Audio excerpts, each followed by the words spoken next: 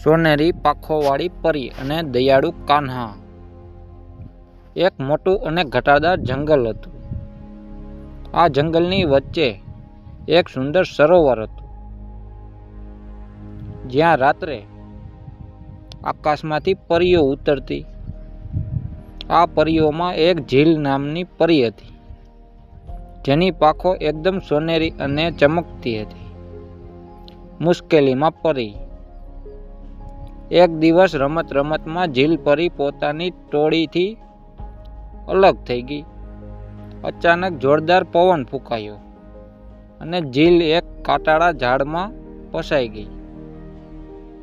તેના કોમળ હાથમાં ઈજા થઈ અને તે ઉડી શકતી નહોતી. તે રડવા લાગી, પણ નિર્જન જંગલમાં તેની મદદ કરવા વાળું કોઈ ન હતું. કાન્હાની દયાળુતા.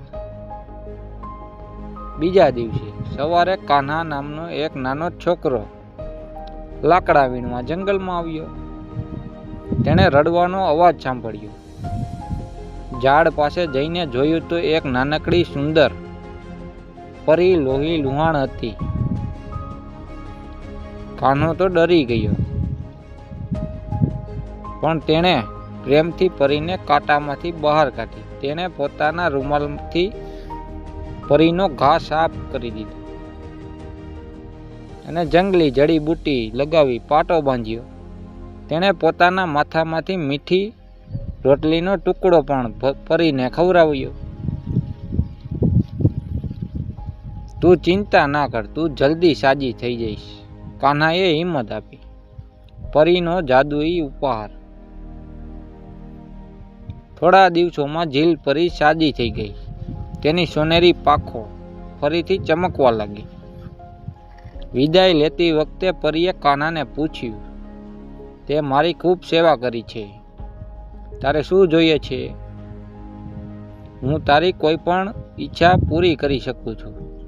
કાન્હાએ તો હસીને કહ્યું, મારે કંઈ જ નથી જોતું, બસ મારા ગામમાં બધા સુખી રહે અને કોઈ ભૂખ્યું ન ઊંઘે.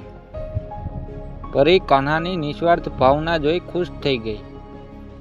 તેણે પોતાની જાદુઈ લાકડી ફેરવી અને કાન્હાના આખા ગામને ફળદ્રુપ બનાવી દીધું. ગામના કુવાઓમાં પાણીથી ભરાઈ ગયા અને ખેતરો લીલાછમ થઈ ગયા.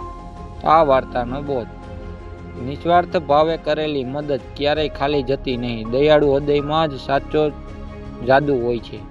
આવી જ વાર્તાઓ સાંભળવા માટે ચેનલને લાઇક, શેર, કમેન્ટ, સબસ્ક્રાઈબ કરી દે.